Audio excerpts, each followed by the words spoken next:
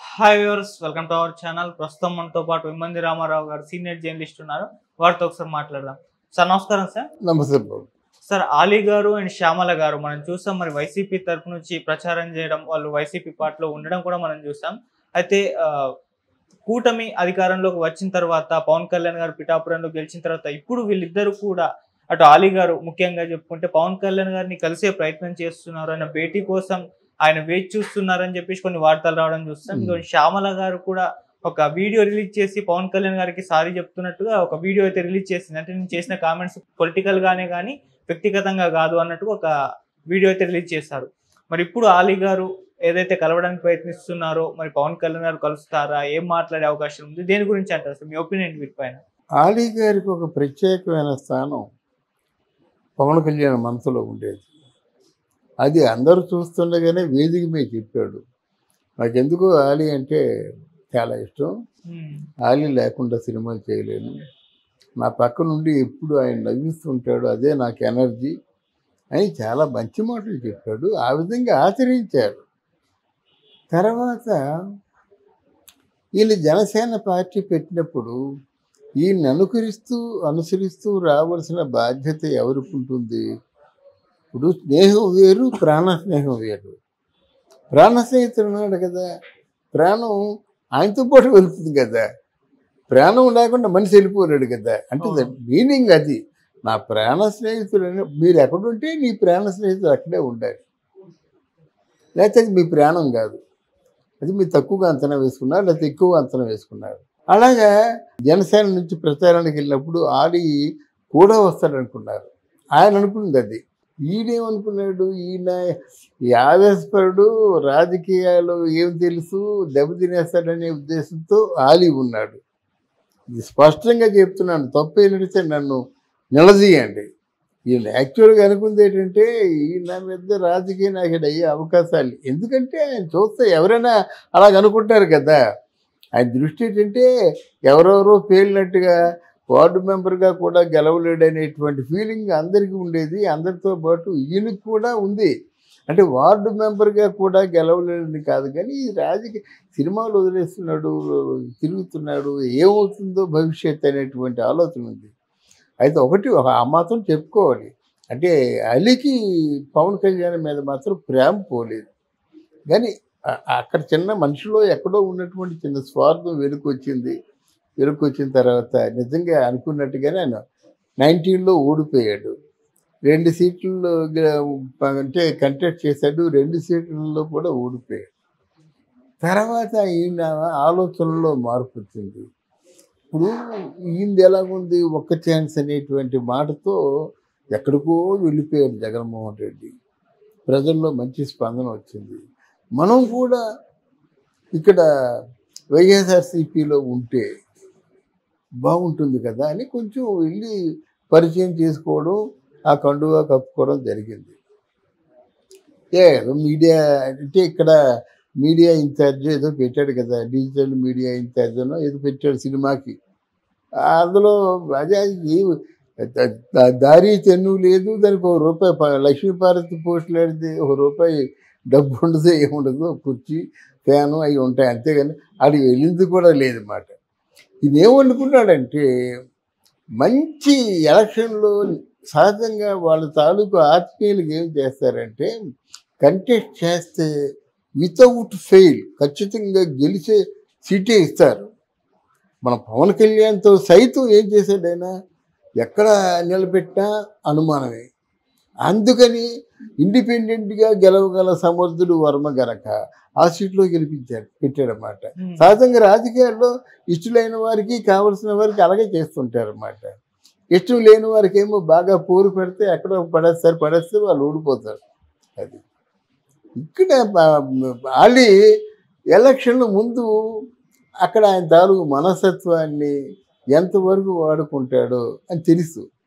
ఇక్కడ ఆయన జగన్మోహన్ రెడ్డి మనుషులను వాడుకోవడం ఎలా వాడుకుంటాడంటే ఆయన మాట్లాడు, ఆయన ఏమైతే ఆయన కోపంతో ఏం అనాలనుకున్నాడో అన్నీ ఇతరుల చేత అనిపిస్తాడు. ఇప్పుడు ఆర్టిస్ట్కి ఆర్టిస్ట్ చేత అనిపించాలి, అలాగే అలీ చేత చాలా మాటలు అనిపించాడు. అసలు నీకు నేను చాలు అన్నాడు. నీ మీద పోటీ చేయడానికి నేను చాలంటే ఒక్కసారి పవన్ కళ్యాణ్ కళ్ళల్లో చూసి ఈ మాట చెప్పగలవా? ఏ మైకు నీ చేతి ఈ మాట చెప్పింది? నీ సూటిగా ప్రశ్నిస్తున్నాను. నీ బతుక్కి నేను చాలన్నావు అంటే ఇదే మాట రేపు వెళ్ళి పవన్ కళ్యాణ్తో చెప్పు. మోదీ దిగి వచ్చి నా వెనక పవన్ కళ్యాణ్ ఉన్నాడని గర్వంగా చెప్పినటువంటి పవన్ కళ్యాణ్ అక్కడ జగన్మోహన్ రెడ్డి ఎదలిపోయినట్టు అంటే ఆ పరిస్థితిలో ఉన్నటువంటి నువ్వే అక్కడ. ఇప్పుడు జగన్మోహన్ రెడ్డిని ఎందుకు కలవకూడదు, ఎందుకు ఓదార్చకూడదు, సర్వశక్తులు వడ్డీ అయితే మళ్ళీ నిలబెట్టకూడదు, మళ్ళీ సీఎం చేయకూడదు, ఇప్పుడు నీ పవన్ కళ్యాణ్ కావాల్సి వచ్చాడా? సిగ్గు లేదు అనడానికి? తప్పు కదండి అది ఎవరికైనా సరే. అయితే ఈ సిగ్గు లేదు అని జనం అనుకుంటారు, కానీ పవన్ కళ్యాణ్ పొరపాటున కూడా మాట అండు. చక్కగా మాట్లాడతాడు, కాఫీ తాగుతారు, వీలైతే భోజనం చేస్తారు, గుడ్ లక్ వెళ్ళి రమ్మంటాడు. అంతే. ఆయన అంటే మనసు తెలుసుకున్న మంచిగా చెప్తున్నాను అన్నమాట. మళ్ళీ నీకు స్థానం ఉండదు కాబట్టి నీ మీద ఏదైనా దాడి గీడి జరగకుండా మాట బాబు అంటే అది చేస్తాడు. నీ మీద దాడి జరగకుండా అంటే తెలుగుదేశం జనసేన కార్యకర్తల నుంచి ఏదైనా ప్రమాదం ఉందంటే మాత్రం అది లేకుండా చేస్తారు, కానీ మళ్ళీ నీ జనసేనలో ప్లేస్ ఉండదు. ఈసారి ఎంతమంది వలస వస్తారో చూడండి జనసేనలోకి. అందువల్ల ఇది చేయడం చాలా పొరపాటు. తప్పకుండా చేసిన దానికి చేసిన వాడికి చేసుకున్నంత. ఇక శ్యామల అంటే శ్యామల అసలు ఏముందండి, ఆవిడ మంచి యాంకర్ కూడా కాదు. ఆవిడ మీద అనేకమైన అభియోగాలు ఉన్నాయి. ఆవిడ మీద రకరకాల వదంతులు అవి చెప్పుకుంటే అసహ్యంగా కూడా ఉంటాయి. ఏదో జీవనోపాధి బ్రతుకు తెరుగు కోసం, అయితే ఆ ఆయన మీద కేసులు ఉన్నాయి కనుక ఆ కేసులు మాఫీ చేయడం కోసం తన వంతు ప్రయత్నాలు తన చేసి ఉండొచ్చు. ఆ చేసి ఉన్న నెపంలో ఎన్నో మాటలు మనం ఉండొచ్చు. రూమర్లన్నీ నిజాలని నమ్మలేము, అలాగని మనం నమ్మకుండా ఉండలేము కూడా. ఎందుకంటే నువ్వు ఎప్పుడైతే ఇంత రెచ్చిపోతున్నావో నువ్వు తప్పకుండా మనం విన్న మాటలకి అర్హురాలివే అంటాను. ఎందుకంటే ఎవరినో తిట్టేవనే తిట్లు యాక్సెప్ట్ చేస్తారు, తిట్లు యాక్సెప్ట్ చేసేవనే తిడతారు. అసలు తిట్టని వాళ్ళకి తిట్లు పడవు, వీళ్ళు తిట్లు అని తిట్లు మొదలయ్యాయంటే ఇప్పుడు తిన్నారు కాబట్టి తిడుతున్నారు అన్నమాట. పవన్ కళ్యాణ్ అనేటువంటి అర్హత నీకుందా?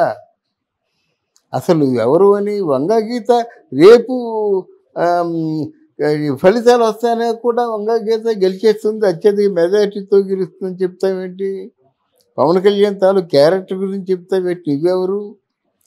అలా పవన్ కళ్యాణ్ ఏదో నాటకాలు ఆడుతున్నాడు, ఏదో భార్యలు ఇవన్నీ చెప్పినా నువ్వెవరు? నువ్వు నాటకాలు ఆడటం లేదా అని అడిగితే ఎక్కడ పెట్టుకుంటావు తలకాయ? నీకు అసలు నీకే ఇతరత్ర నీ మీద పుకారులు లేవా అంటే ఏమంటావు నువ్వు? పుకారులతో నీకు ఎందుకమ్మా, పరిపాలకుడే కాదా చూడండి అంతే. మరి ఇన్ని మాటలు మాట్లాడిందని మళ్ళీ ఎలాగా కాళ్ళు పట్టుకుంటావు? సిగ్గులేదు అసలు నీకు? అసలు ఇండస్ట్రీలో పేరే లేదు. You are not number 1 anchor, not number 2 anchor, not number 3 anchor. Somehow you are an anchor. మిగతా నీకున్నటువంటి ఆకర్షణలు, నీకున్నటువంటి ఇంటరాక్షన్స్ రేపోతో నువ్వేదో ఈరోజు యాంకర్ అనిపించుకున్నావు. దాన్ని ఎంత మిస్యూజ్ చేసుకుంటావా? నీతో ఎవరైనా పవన్ కళ్యాణ్ తాలూకు అభిమానులు మాట్లాడగలరా? జనసేన నీ ముఖం చూడగలదా? ఒంటరిగా కనిపిస్తే నీ టీచ్ చేయదా? ఎన్ని ఆలోచించుకోకుండా, ముందు ఆలోచనలు లేకుండా ఏకంగా మళ్ళీ మా జగన్మోహన్ రెడ్డి గెలిచేస్తాడు, మాకు ఇంకేముంది అక్కడ ఆయన దగ్గర నాకు అసలు ప్రధాన అంటే ఆయనకి ఏంటంటే శిష్యురాలు అవుతాననేటువంటి భ్రమలో వెళ్ళిపోయి మాట్లాడావు. ఇప్పుడు మాట్లాడు.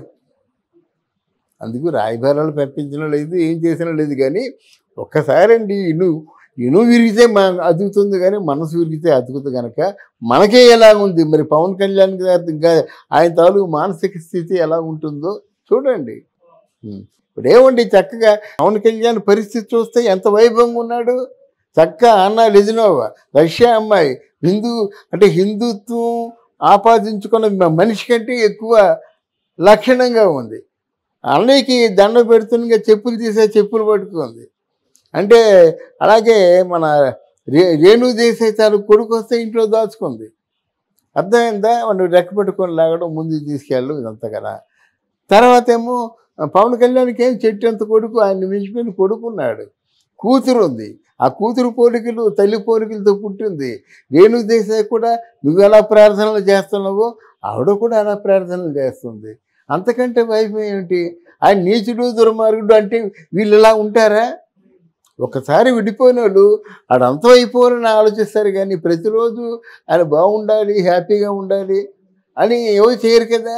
అలాగే తల్లికి తండ్రికి దూరమైనటువంటి పిల్లల తాలూకు క్యారెక్టర్ పూర్తిగా భ్రష్టత్వం పట్టేస్తుంది. 10 మంది చూసి గర్వించదగ్గ స్థాయిలో వాళ్ళు ఉన్నారు.